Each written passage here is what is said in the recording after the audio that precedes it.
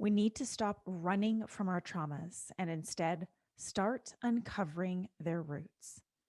In this episode, I dive into a deep, free flowing conversation about humanity, health, and unity with Chervin Jafarieh.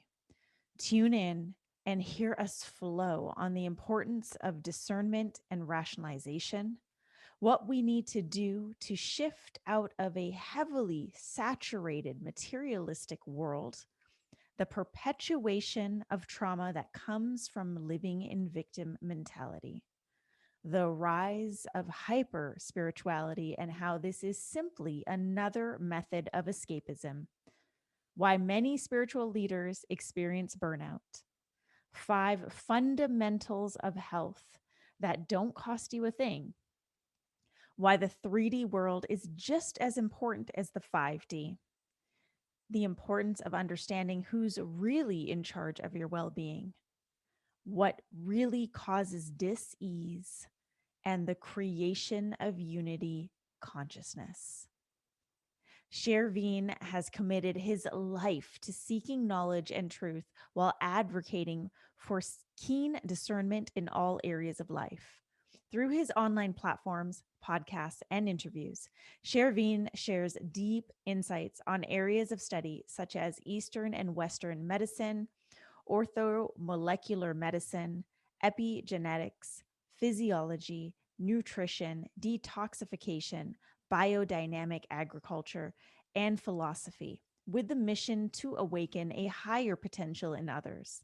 He is also the founder of Symbiotica, an innovative wellness brand whose mission is to help people take ownership of their health through proper nutritional supplementation and sound education. Now, this is a conversation that I deeply encourage you to listen to in full. Chervin is someone who inspires me immensely. He's someone that I see as a leader in health and wellness in this space. And the insights that we discuss in this episode are profound. So make sure you tune into the whole thing. And of course, if you have yet to get on the wait list for my brand new book, Potent Leadership, get on the wait list now. The book is going to be released in July 2021 with pre-sales going up in June. Get on the wait list at rubyfremon.com/book waitlist. And of course, if you dig this podcast and want to connect, you can connect with me on my email list, rubyfremon.com/connect, or on Telegram, rubyfremon.com/telegram. You could also connect with me on social media. My favorite places to hang out still are Instagram and Twitter, although the times seem to be changing that. But you can find me there anyways at I Am Ruby. Now, just because there's a new name to the podcast doesn't mean you're going to experience anything different. If anything, Potent Truth is really the evolution from today's thought leader.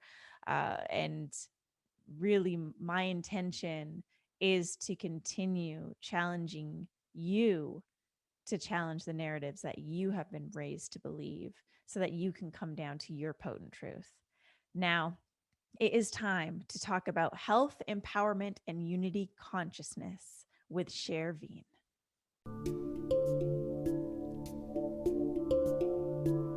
Beyond the narrative, underneath the veil of illusion, and deep within your center, therein lies potent truth.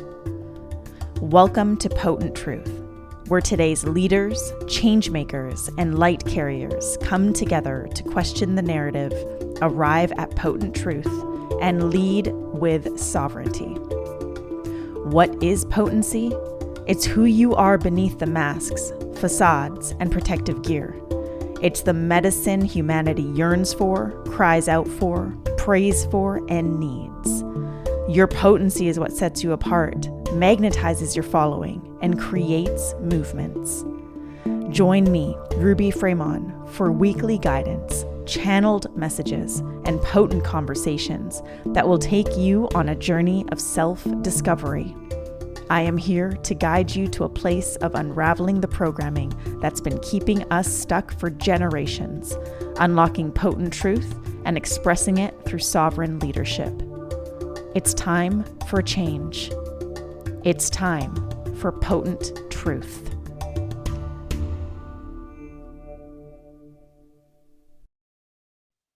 Hey leaders, welcome to a very, very special episode with someone who actually serves as a huge inspiration to me, someone I see as a leader in mind-body sovereignty in the health and wellness space, whose products I love and adore, and whose messaging is super potent and super important in today's world.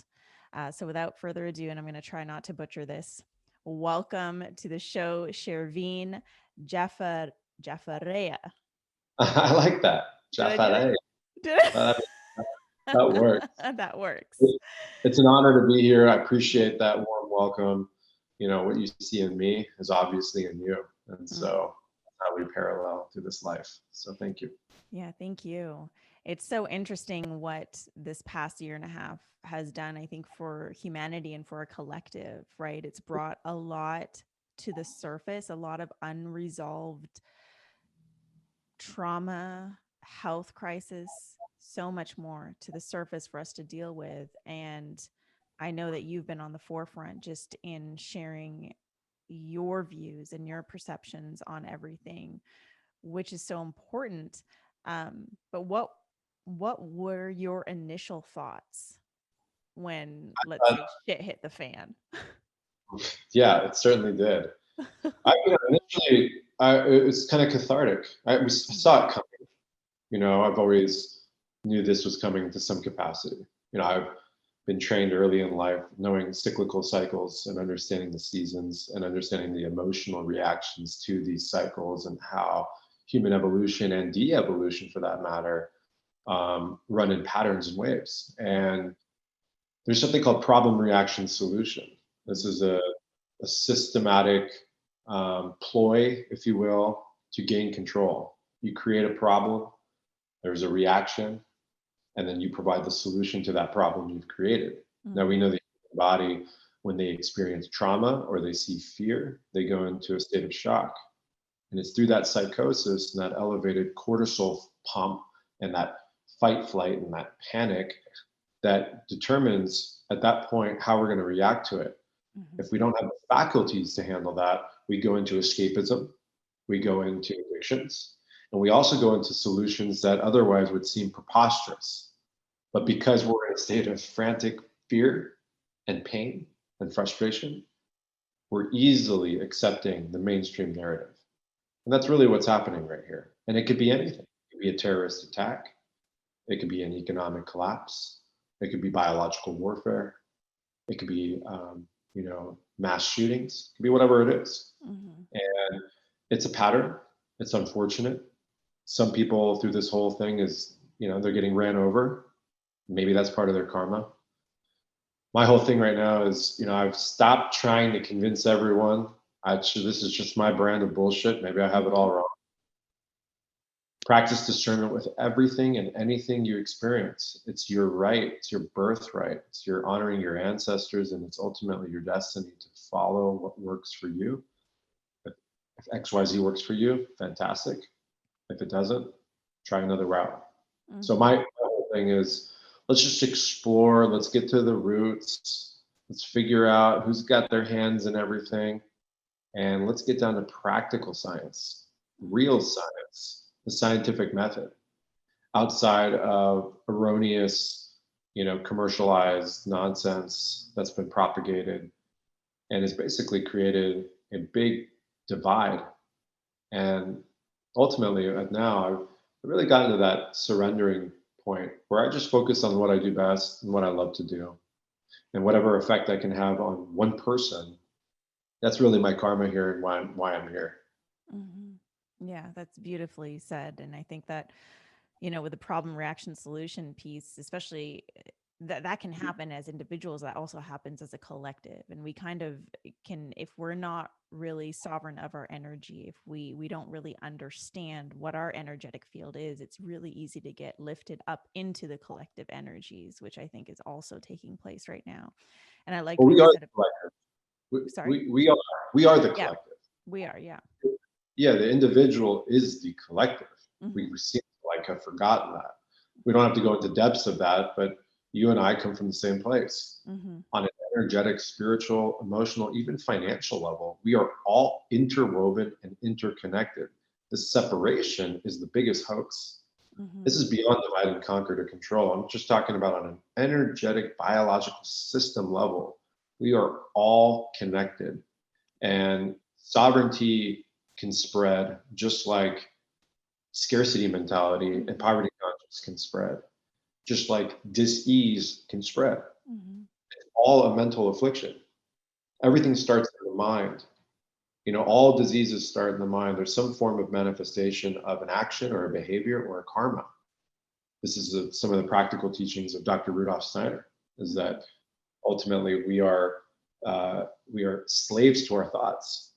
And it's within the emotional capacities that we create the box that we live in. It's pretty profound to think outside of the common material mechanistic world that we've been bred upon. And I was born in the 80s, so I was raised here in Southern California, and I saw the paradox because I was, part of my karma to learn these things at a really early age and to see it firsthand. So seeing it all being played out right now on a worldwide scale is just unbelievable. And it's like, this is an interesting time to be alive and to have the perspective. So yeah, it's an interesting time to be alive, to observe, to be reflective and introspective, as well as to really hold true to what we know as our own truth. I think for people like you and I who have had our own life experiences, the discernment between what's really real for us and what's the illusion feels a little easier because we have the willingness to see it, whereas a lot of people have not. They don't have the willingness to see something that is different or challenging the narrative or the programming that they currently carry with them. I've had many health experience in my life and diagnosis that doctors say are incurable, and I've cured everything. I believe in the power of the mind, body, spirit.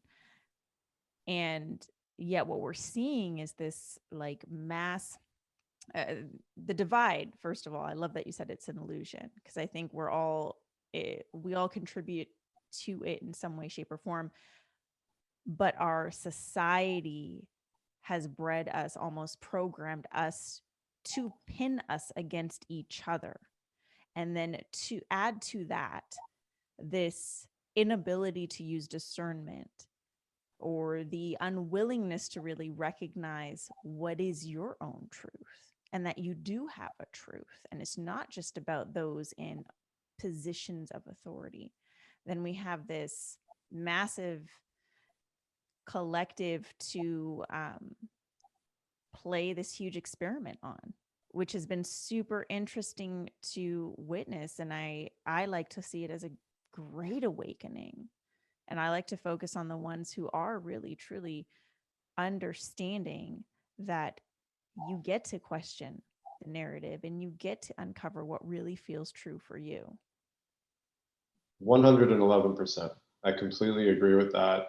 There's an analogy that you're a lifeguard and you're there. You see a group of people trying to struggle to swim, and you're going to go and help them versus the group that's swimming against you, that's swimming away from you, right? And just so on an energetic level, if we go back to the roots, how did we lose our sense of rationalism? How did we lose our sense of discernment? Where did we give our power away? And I think ultimately, we have to let some people go. It's part of their karma. Steiner, 100 years ago, I don't mean to keep referencing Rudolf Steiner, but he's a big part of my cosmology, cosmography, anthroposophy, and a lot of my perspectives. And it wasn't his ideologies. It was more of a neutral, clairvoyant perspective on what is happening in this reality. But he said 100 years in Dornich, he said, 100 years from now, a third of the population are going to be completely soulless. They'll be incarnated without a soul, and they're just basically running around like zombies. And then another third are going to be kind of like, wait a second, something doesn't feel right. Mm-hmm. And it's either, they have to either make a decision or not, right? Do they see the synchronism? Are they following the signs? And then another third is like, bam, superhero level. We're here to create heaven on earth. And it's not about, when we die, we go to some other paradise and this place becomes hell, or any of that crazy doctrine stuff. Mm-hmm. So, for me, it's like, what are my visions of paradise? I Mm-hmm. ask myself that every single day. Who's dictating my decision making and my thoughts and my emotions? Where are they coming from? Is it from an outside force? Is it an outside entity that's holding dominion over me? Or are they truly grounded in my own thoughts? And this isn't something that I have some cathartic moment, or I'm in the jungles drinking ayahuasca, or I'm smoking bufo alvarius, and boom, all of a sudden I have a near-death experience and everything shakes off me, and then I got it and I'm in God mode. I'm Luciferic, like I'm the savior. No.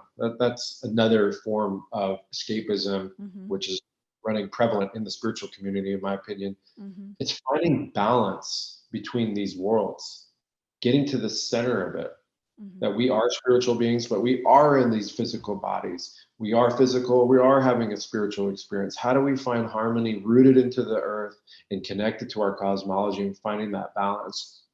Ultimately, it's getting out of the scarcity mentalities, getting out of the programs. And back to what I was saying, the generations that are here now, I mean, you can see it, it's getting hectic, right? I mean, we've lost kind of our way. We've forgotten what we've forgotten. Mm-hmm. So I think we really got to go back to the basics. We've got to get back to the principles. And it really starts with our education system, how we're raising children, how a man and woman is coming together to create life. So the cosmogenesis there of the love and the nurturing and all that, how we are, giving birth, all of these things are at the nucleus of, restoring some form of order, because we're heading towards a cliff right now. Yeah. And again, this isn't fear programming. This isn't, getting into anything outside of our own truth. But if you look at the systems that are involved in controlling the mechanistic way of life right now, from our medical system to our educational system to our political system to all of it, they're all falling apart.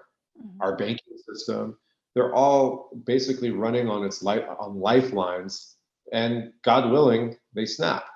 Mm-hmm. And we got to go through chaos. We got to go through the fire to see the light. And like you said, this whole thing has been one of those reflections. It's the mirror has been put on you. It's kind of like, I live in Kauai part-time, Mm-hmm. and we have a biodynamic farm on the North Shore. We've been growing food there since I was a little kid.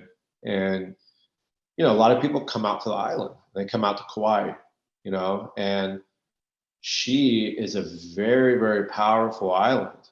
She's the womb, Mm-hmm. she holds the keys to your mana, right? And some people, they can't handle it. It's such a reflection on who they are. Mm-hmm. They can't look elsewhere. They can't escape, and it swallows them up, and they're out of there. And I almost can predict it, like who can hack it and who can't. Mm-hmm. And so it's just one of those things. Like if you don't have the proper tools and the rituals and the concepts, you're probably getting ran over during this whole melee. This whole pandemic thing has ran you over.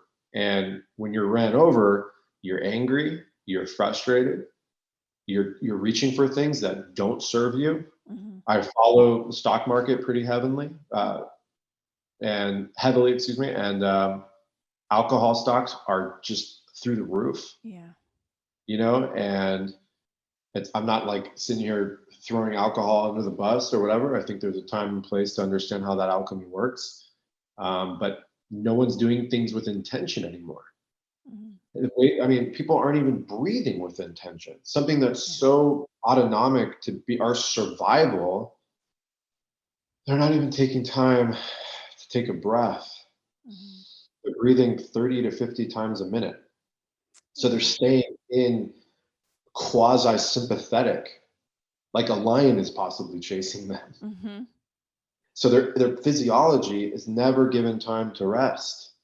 Right. And then when you're doing that for 10 years, 15 years, it's no wonder we have people with autoimmune issues. We have no reason why people are getting overran with parasites and pathogens and Lyme disease and everything you can imagine, just because your physiology is not equipped to regulating the percentage of hydrogen in your body, your pH. That could just be coming from your breath. And that whole breath could be rooted because you're stuck in fear mode. You're stuck in panic mode. And you're caught up with the nonsense in your circle. Yeah. So again, there's so many rabbit holes to walk through, but I think that the main things is start looking at your life, look in the mirror. Yeah. Who are you? What are you here to do? Who are the people you spend the most time with? How are they serving you? And then reflect it right back. What are you doing for these people? How are you serving them? Maybe you are the problem. So it's all the cliche stuff is like, don't trust people, don't this and that. No, fuck that.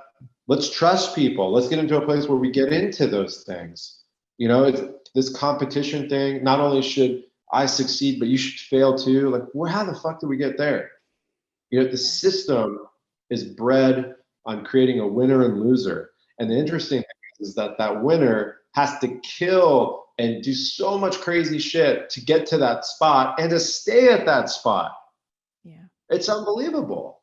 And that's circulating through the minds and hearts of men and women and children, and people are being shamed, and it's just a total abomination. And it's no wonder why we're addicted to, weird addictions and porn and shopping and consumerism and alcohol, drugs and foods, anything that's taking you out of doing anything. It could even be something good. You could be just obsessed with your work or obsessed with whatever.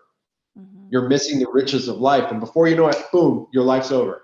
Yeah. Our life is a drop in the ocean of time. It really is. That's Rumi right here. Yeah. You can read it on my arm. It's like our life literally is a drop in the ocean of time. We all think this is this huge, this long ride, this long journey. No, I'm not even talking about the possibilities that you can get snuffed out tomorrow. I'm just talking about life in general. 70 years, 80 years. What's the average lifespan?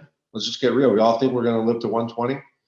70, 80 years, that goes by in 2 seconds. Time is so ridiculous, and it becomes more linear the more you're stuck in the hamster wheel, right? So the more that you're stuck in that Gregorian calendar, that Monday through Sunday, January through December, and then you have the holidays. After 10, 15 years of that becomes your reality, your lifestyle, your birthday, all that crap.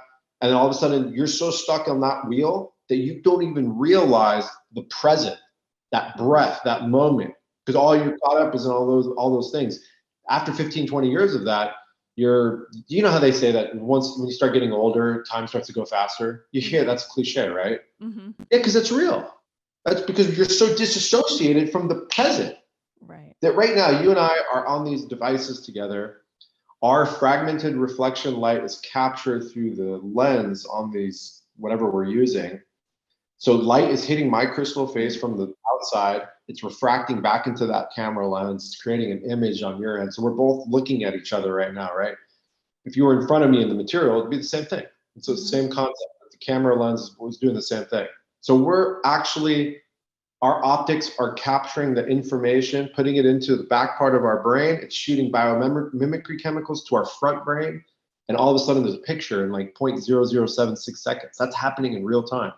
So your picture, what I'm seeing is in me right now. We're in each other in that sense. What a miracle, right? Just that alone.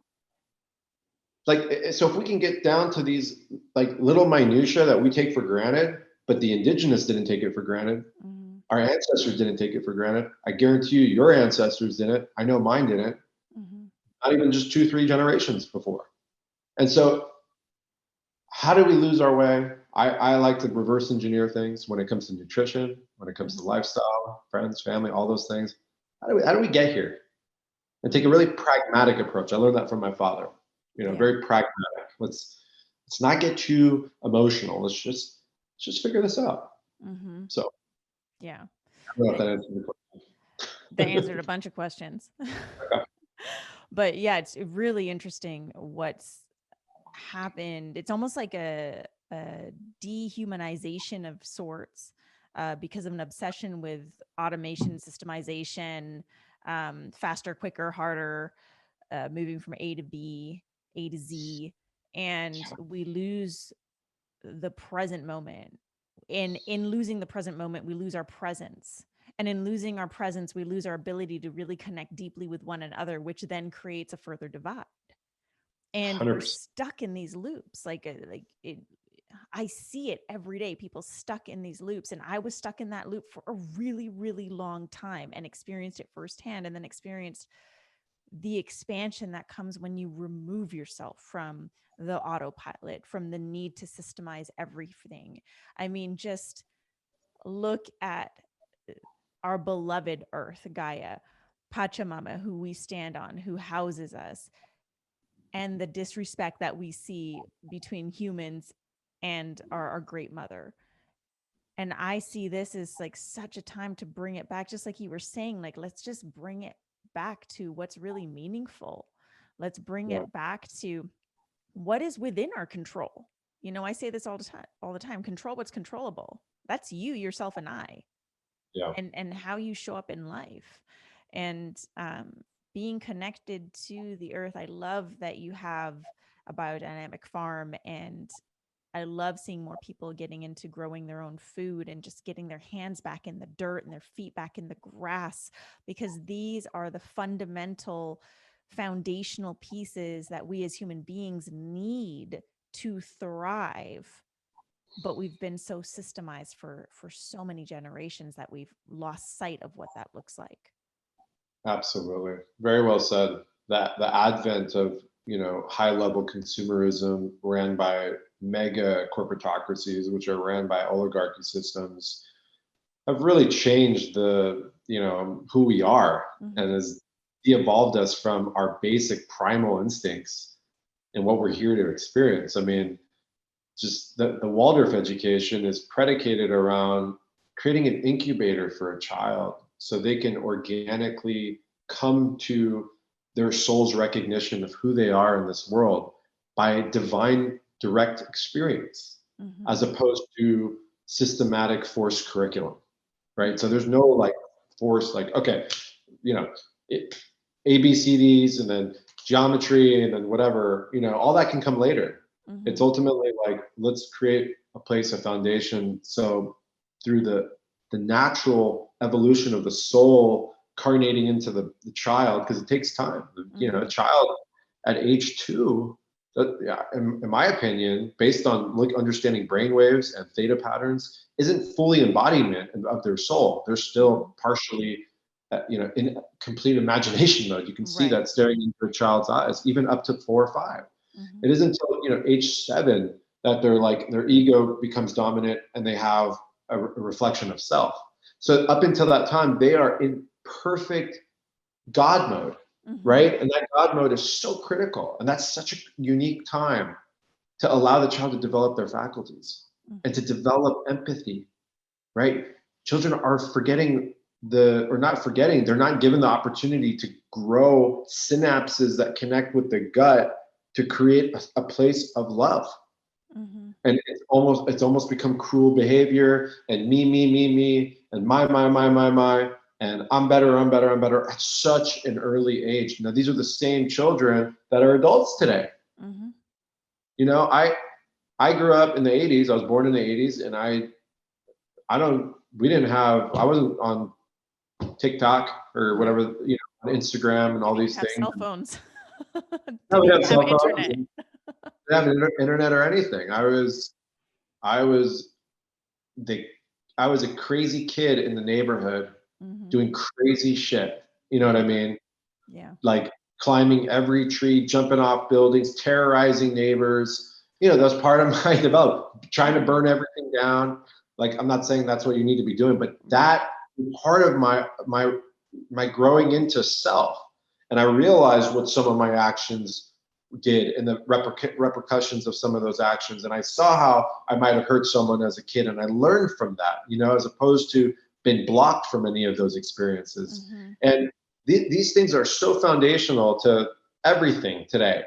And think about it. That was, 25 years ago. right? So children today, the 5-year-olds, the 10-year-olds, in 15 years, those are the ones that are going to be running the show. Right. So it's not this long generational gap. It's like real quick. Mm-hmm. And so we're in hyperdrive with technology right now. Yeah, Mm-hmm. it's getting out of hand. You know, Yeah, the it's shortening technocracy, the timelines at the same time. shortening the timelines, gratification is just outrageously, Mm-hmm. become a drug. Mm-hmm. This is beyond looking at things as dopamine hits Right. and all that kind of stuff. I'm talking about our real basic needs have become almost basic desires. And we're basically, we've lost the, the intermediary of the essence of things, Mm-hmm. right? For example, biodynamic farming. Compare that with commercial farming. Mm-hmm. Biodynamics is 1,000 times more complicated, 1,000 times more involved. There's so many things to consider. You're not getting the same output in terms of volume, but everything that is involved in the capacity of growing foods through that system builds everything in the human touch and the Mm-hmm. human experience versus antiquated systems of commercial agriculture where it's misery.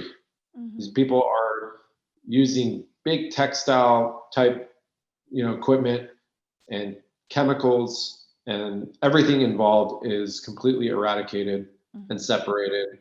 And there's absolutely no love going into that food. Mm-hmm. Now, this is our food we're talking about. Right. This is something that goes in our body, that Mm-hmm. our body has to remember what it is, first and foremost. It has to break it down. It has to absorb it. It has to use it for thousands of metabolic processes and biological processes and genetic processes. Mm-hmm. And then it has to eliminate it in a proper way. Mm-hmm.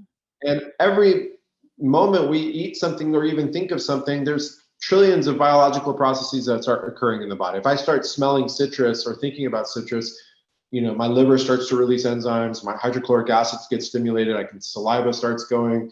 I Mm-hmm. start, to change consciousness, right? That we're infinitely dynamic beings. Mm-hmm. We're not machines, we're like living, breathing ecosystems. We've kind of forgotten all that.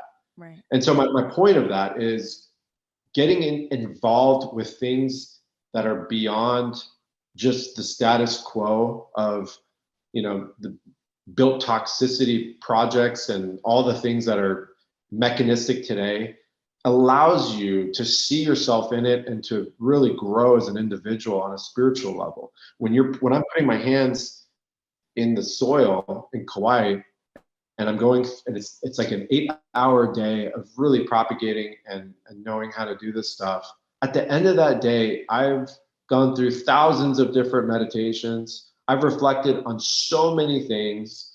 I'm now in a place to really, really value the food that I'm about to eat that night, Mm-hmm. that, we're about to prepare.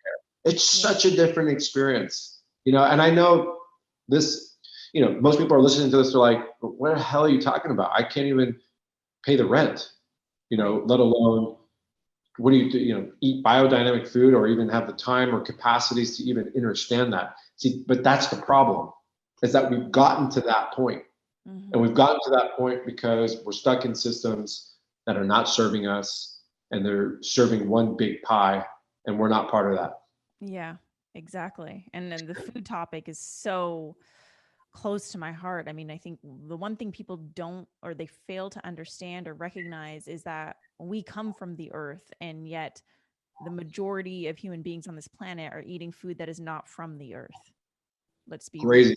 It's Yeah, not it's from the, so and so crazy. how is it supposed to synthesize in your body? How is it supposed to, it doesn't. And then It this doesn't. is why we have so much disease in human beings today. And you and I grew up in um the era of when fast microwavable food and sugary cereals and all of that came into play. And I'm not sure about your upbringing, but I remember my upbringing, my parents having moved to Canada from India, and were so excited at the ability to feed us fast, quick food that we liked, tore up my gut. And it's just been an immense healing process and a reconnection to real food, which to everyone listening, when you are consuming real food with appreciation, with reverence, with gratitude, it responds different. Your body responds differently to it, and it responds differently to your body. And there is an actual synergy and harmony that is created that produces a healthier version of you, healthier cells. It combats disease. And so it's just going back to what we keep coming back to, is like returning back to the earth and coming back to our basic needs. And I love that you mentioned our basic human needs too, because I think that we have taken those basic needs and now we're constantly searching externally for these things. Social media for the validation, for the love, for the sense of belonging. When you have community, you have people around you that you can connect deeper with. And the sense of safety and our physiological needs having been ripped out from underneath many people over the past year and a half, but understanding that, but you are in control of your body, and the more divine spiritual needs. I think you had said this earlier, that a lot of people are escaping to spirituality. I see that a lot too, a lot of false light. And it's like, you want to master the 7D, you want to master the 5D, but have you mastered the 3D yet? Have you mastered your own physical body and this 3D world? Well said. Yeah. There, again, I keep going back to Steiner. This is crazy. By the way, I'm not pushing anthroposophy, although I believe it's fundamental to everything we're dealing with today. Yeah, So I just got into Steiner, just so you know. Amazing. Yeah. Amazing. Yeah. If you need any help with that, I consider myself probably top 50 in the world in terms of Steiner's anthroposophy, in terms of being able to explain it. I'm writing 2 books on it right now. Amazing.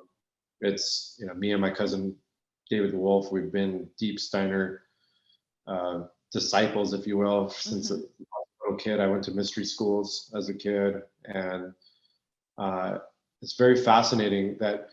So to rewind, we're in a heavenly. I keep saying heavenly. So instead of saying heavily, I'm saying heavenly. See, that's some kind of word magic. I love that. Okay. We're in a heavily saturated material mechanistic world right now. For the last 2,000-3,000 years, it was highly spiritual. It was the Crusades, it was the religious time, it was the Catholic Church, it was the Judeo-Christian, it was all of these things, Islam, that's all spiritualism, right? And it was running rampart. I mean, they were burning women. You know what I mean? It was just, that's a heavy doctrine. And up into the postmodern time, that mankind and humanity started to kind of shake that off, and it became more about the individual. It became about art. And then we went through the Renaissance, and then all of a sudden it became scientific, right? And it was all about the sciences. And somewhere around, the late 1800s, early 1900s, science started to become the, prevailing religion. And then from that point, when the Industrial Revolution happened, and industries and world governments started to create, and NATO was created, and the United Nations, and all these things, corporations and corporatocracies started creating a narrative, and that narrative became predicated on their scientific religion. And science became the world recognized religion of the world. Now, science at its root should be, predicated around the scientific method, where there's no desire for an outcome. It's just, here are the experiments. We've tried these experiments 50 times in a row. Here are the results, and that's it. There's no backdooring. There's no shielding part of it. There's no explaining just one aspect of it without showing the whole thing. It's deep, deep, deep stuff. And so that science has turned us into this heavily, heavily saturated material world, where it's so mechanistic, where it's so fundamentally in a box, where it's so difficult. There's so much paperwork. You get what I'm saying? You got to go through so much nonsense to get a driver's license. You got to go through so much nonsense to get XYZ. And there's a lot of souls that have carnated here that they're completely can't even comprehend any of that stuff. It's so outside of their constitution as a human being that they it looks like Japanese to them, or some kind of coding from the Matrix. They can't even like process that. So they're hit with that level of materialism, the schooling system, all that stuff. They got to go get a job. They got to go to college. They got to get health insurance. They got to do all these things. They got to apply for mortgage loans. They got to do all that. They can't handle that. They want nothing to do with it. It's driven so many of these people into hyper spirituality, where they're completely disconnected from anything material and anything grounded. That's my perspective. And that's a Steiner conceptualization between the Luciferic and the Ahrimanic energies. And Steiner said 100 years ago, we'll be in the depths of Ahriman's control. Ahriman was a deity of Zoroastrianism. He was the evil god of materialism, telling mankind there's no spirit, you're just flesh and bone. You're part of a system. There's no individuality.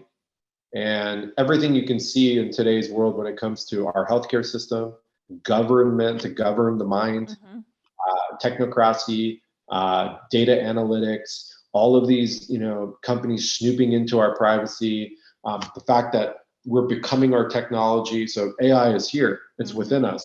We've lost how many virtues because we've given our power away to an operating system outside of our own operating system. All of these things are Ahrimanic. And then on the other opposite end of the spectrum is completely in divinity, 5D. I am the savior. I've seen God through whatever expression, and I'm the face of that. So for me, those are opposing forces that are here. And you can't argue with them. We can't vilify them. That's just the construct we're in this dimension. Now, this is a perspective, right? But these entities, Ahriman and Lucifer, Lucifer isn't some slithering demon that's like coming out of the ground. Ahriman isn't some, evil robot.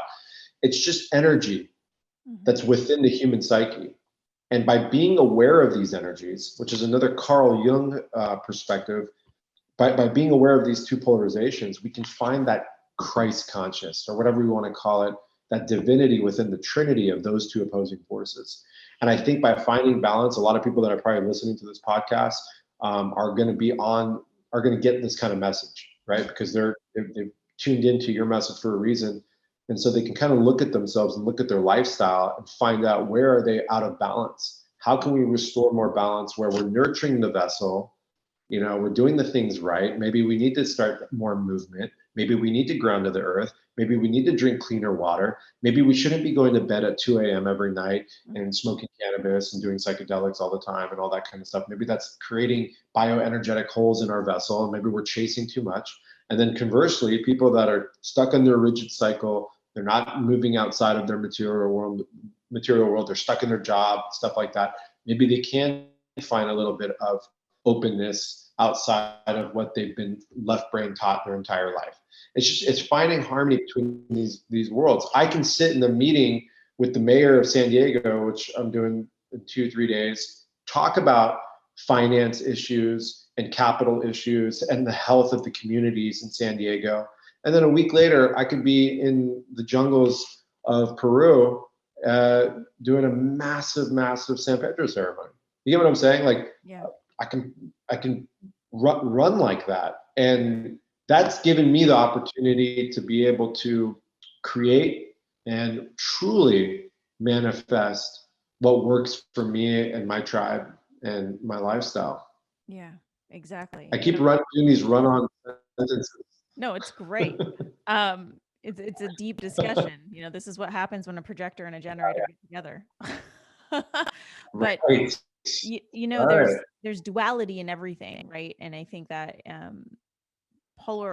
a lot of us cling to polar aspects of the duality as a false sense of security or safety. Like right now, with the false spirituality, it's because when you cling on to something that is greater than you, but in such a way that you forget everything beyond that, you're trying to cling on to something that makes you feel safe. And that's what a lot of human beings do. Like, this is what we do. We have a basic human need for safety. So we gravitate towards things that make us feel safe without recognizing the fact that we get to create that and cultivate that safety within. And so for me, the harmony between the two always comes within. That's where it starts. And spirituality is great, but without grounding it into what is this life that we are living, this world that we are living in, does us no good, because this is where we are. This is where we are present. And absolutely. And you burn out quick. Yeah, you burn out. You'll see that with a lot of spiritual leaders in the past, even Steiner.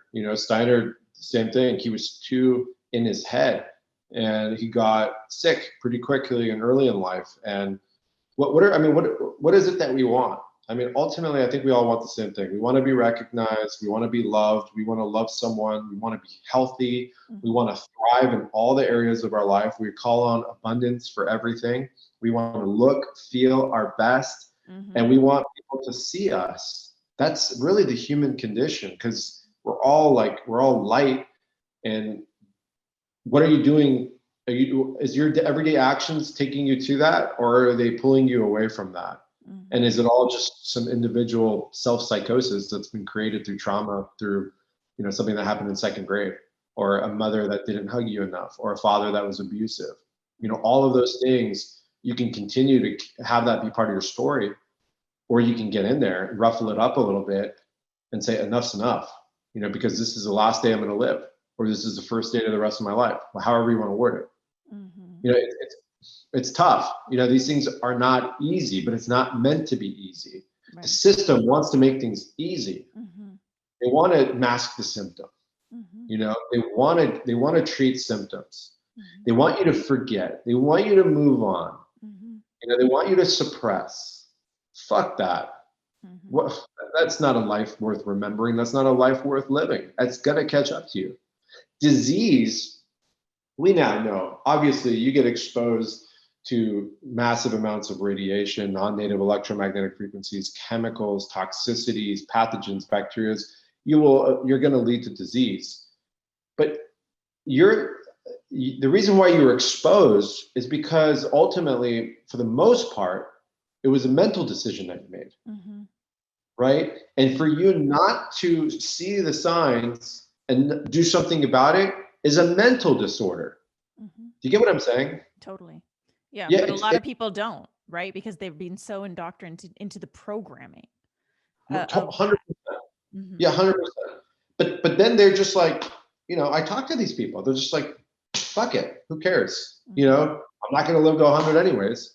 Yeah. I always get the, I do some pretty exotic stuff, but to be honest with you, the ultimate part of my health are the fundamentals that cost nothing. Like I rise every day at 5:30 a.m. and I get my naked ass in front of the sun, and I have the sun turn on every biological process in my body. That might be the most important thing that I do in my life for myself, for my sovereignty of mind, body, and soul. Number one. Number two, I make sure that I'm in bed by 10:30 every single night. And I'm getting the sleep that I need. Because if I'm up till 1 a.m. 4 or 5 days a week, I'm causing disservice in my body.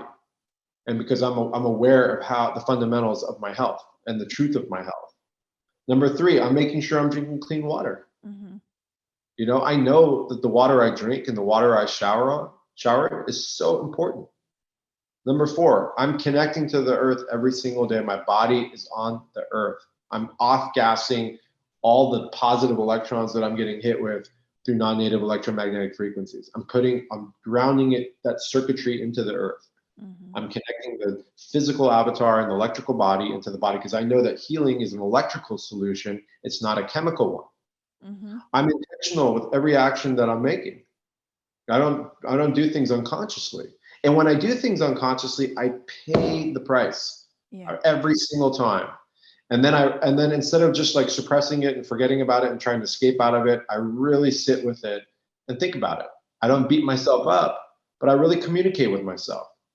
These are fundamental things that can make all the necessary changes in your life that can take you out of victim and poverty conscious and scarcity mentality and put you into a higher level. You know what I mean? Like I didn't grow up with a lot of money.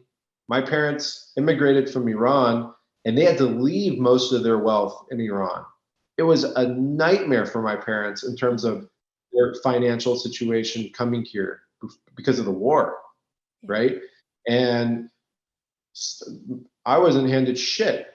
All I was handed was truth and love and an incubator for me to grow. I had to go and get everything myself. Everyone thinks that, you know, I come from this like billionaire family and all this stuff. No, I worked my ass off for everything I had. I didn't waste my time. You know, I was efficient with my time and I chose a greater life for myself instead of wasting it. That's another thing that I always preach about. Like, don't waste a single moment. You know, don't allow someone to steal your time. That's worse than anything. I'd rather have someone steal all my stuff, all my anything. Just don't steal my time. Be super efficient with every action you make. And this not like, I'm not like robot where like everything's written and this, no, it just becomes a pattern. It becomes autonomic, just like your breath. Right. And I don't resonate with the, you know, I'm a victim, this whole thing, handouts, all that kind of stuff. I think that's just ridiculous. I think there are people that have had some serious rough beginnings. Absolutely. I know people that have had the roughest beginnings, but those are some of the most successful people I know. Yeah. You know what I mean? It's true. It builds it. Really, It's like what you do with it, right? It's not, everyone has trauma. And I think that's what people who are in victim mentality fail to recognize. Everyone has trauma. It's what you do with the trauma. Yes. It's how you navigate the trauma. It's how you choose to take ownership of what you can take ownership for, how you choose to heal it, how, you know, taking life in your own hands. And that's what we need to see more of. And that's what I'm hoping that our listeners are really gathering from this conversation.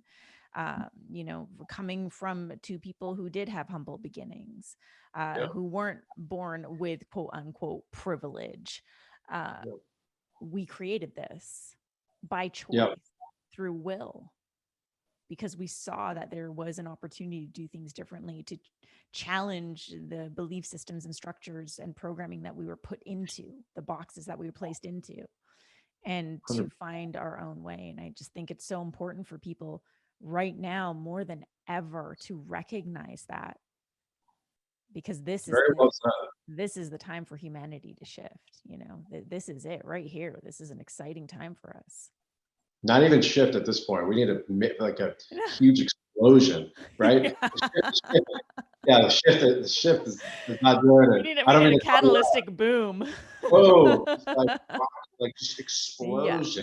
Yeah, and I feel like we're getting there. I do, like, I don't know if you feel this, but I feel like we are, because I feel like the more conversations I have with people, the more you're starting to, it's like popcorn. You're starting to see people popcorning everywhere and reawakening to things. And it's like the more the systems want to push back, the more that these people who are awake to their own power and sovereignty take a stand.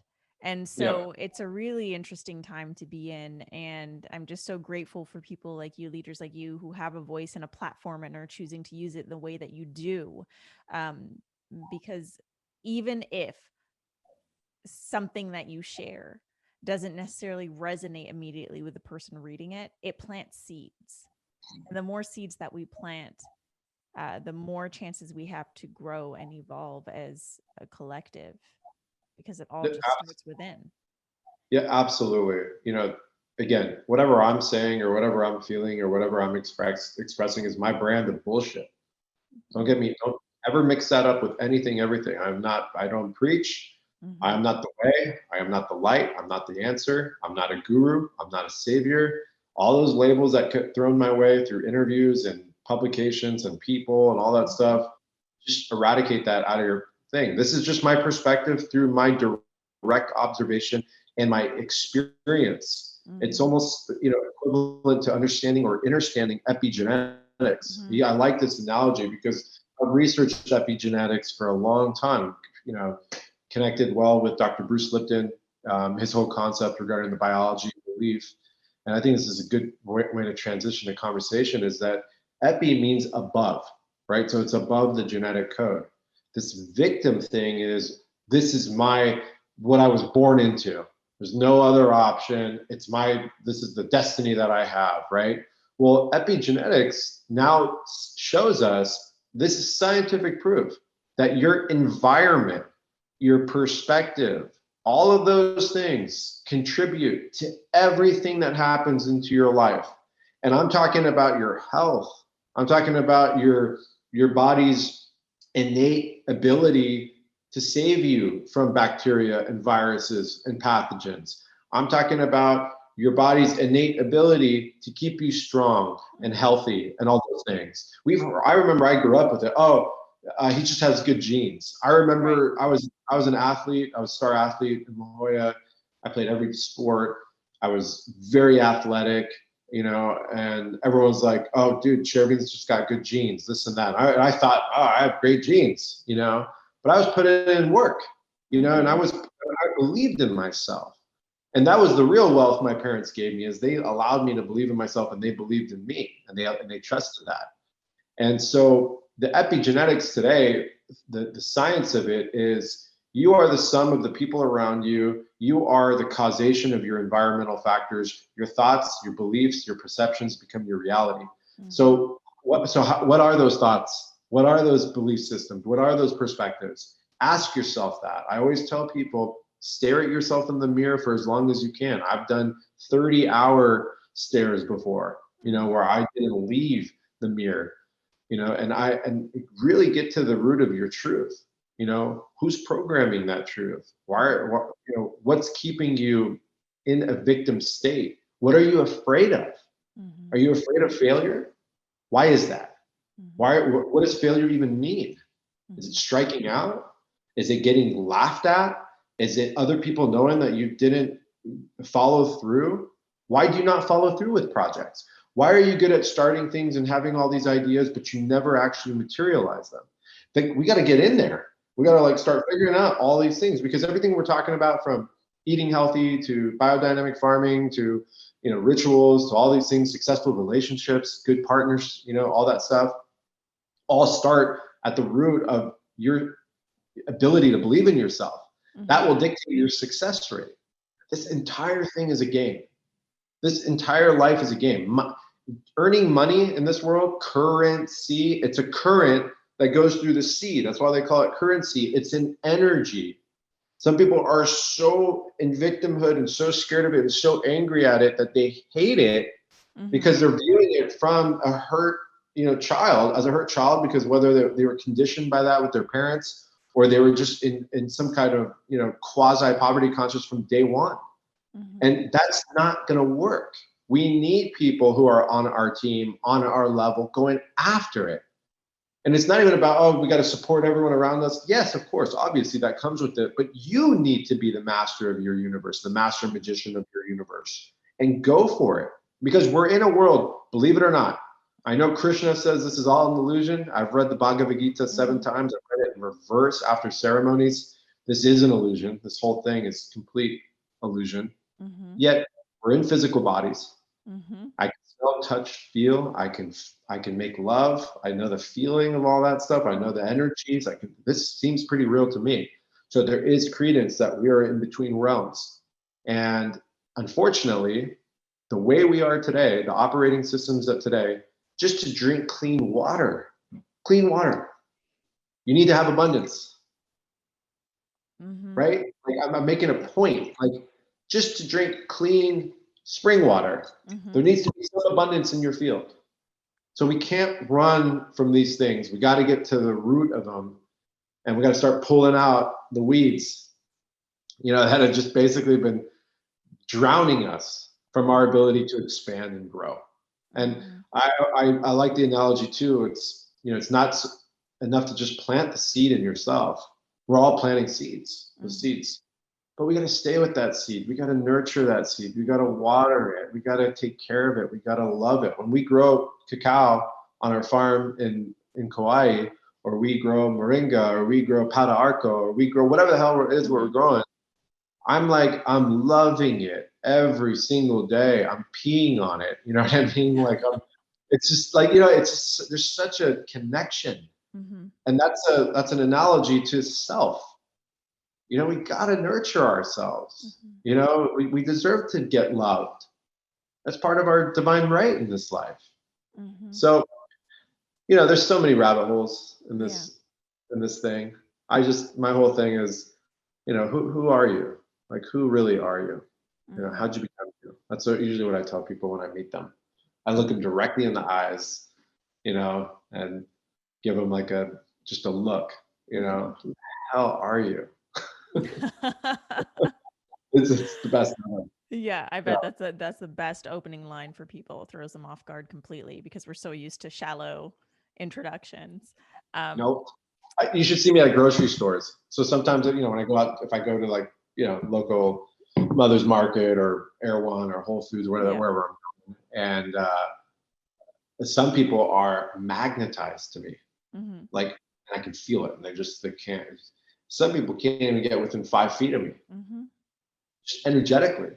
Yeah, You get what I'm saying? totally. And it's the same thing on social media. Mm-hmm. There's so many men and women that are polarized by me and I don't even know who they are. They're just Mm-hmm. they're sending me their life stories and then they delete them before I even read them. I can Mm-hmm. see, and sometimes it's like you were a mirror to me, and I just at first I didn't know how to handle you, but you've caused like a medicine ceremony inside of me, and I just want Mm-hmm. to thank you.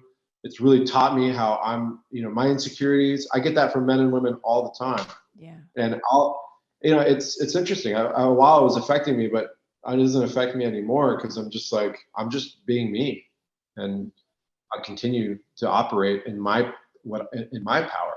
Mm-hmm. Yeah, or what I like to call your potency. Yeah, That's the definitely. medicine that we all have to offer. We are nearing the end of this episode, but probably not the end of this conversation. But Yeah. I'd love to know what is one potent truth that you'd like to leave for our listeners. One potent truth. Let's see here. I love the poem. Your true self is immaterial. Your conscious is ethereal. It pre-exists your body and transcends the material. Mm. So you can replay that so many times. We're in these bodies, and it's just such an amazing experience. Just how the systems work, how the body oxygenates. Oxygen is just a word. Do you Mm-hmm. get what I'm saying? Mm-hmm. Like that's just a word we put on a lot on prana. Mm-hmm. And prana is just a word we put on something. Right. So much magic to this world. There's Mm-hmm. so much beyond anything we can even comprehend.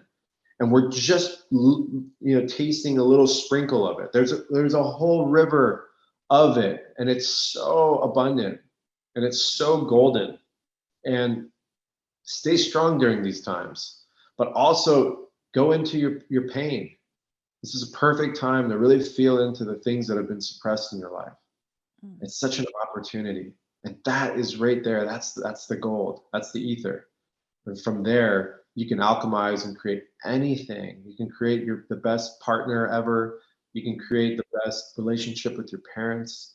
If you're listening to this and your parents are alive, you don't know how powerful that is. I lost my father coming up on 2 years. It's been 2 years, and I still wake up in the middle of the night crying and in fetal position. And I know that my experience in the medicine world and my experience of understanding we are spiritual beings has helped me tremendously, but it's still so paralyzing for me. Mm-hmm. And everything in my life tastes different, looks different. It's the success on any level, whatever I achieve, is just not the same anymore. And I know that he's with me, but it's different. And so take it from someone like me. Like, do not take these things for granted. Life is so short. Everyone that you love today is going to be gone at some point, including yourself. Mm-hmm. And holding on to grudges and holding on to bullshit, you know, it just does not serve anything and does not serve you. Mm-hmm. So that's probably the best nugget I can offer right now when I just thought about it. Yeah, beautiful. Thank you so Yeah, much for sharing. of Thank you so course. much for sharing your presence and your wisdom with me, with our listeners. Thank you for just being the human that you're being in this world. I honor you and really just thank you for who you're being. And thank you for sharing your time with me. Yeah, Um, it's well, you're a beautiful soul. I'm glad we're finally get to connect. It's we're trying a while to get this going. We yeah, finally got. finally. Thank you. And to our Hopefully I see you listeners, sorry? so hopefully I see you in Austin in a few weeks. Definitely. Yeah, we're going to Yeah. make that happen. And to our listeners, thank you for joining us for an episode of Potent Truth where we're taking you on a journey to challenge illusion and lead with sovereignty. If you enjoyed this conversation between me and Chervin, please do share it with a friend. Make sure that you reach out to us on social media or online. The links for that and more will be in the show notes. Check out Chervin's products on Symbiotica. I stand behind the quality of this. They are life changing. I literally feel the potency of the medicine every time I take it. Highly, highly recommend. And then I will see you back here on Monday for a brand new episode. Aho, family. Thank you. Oh.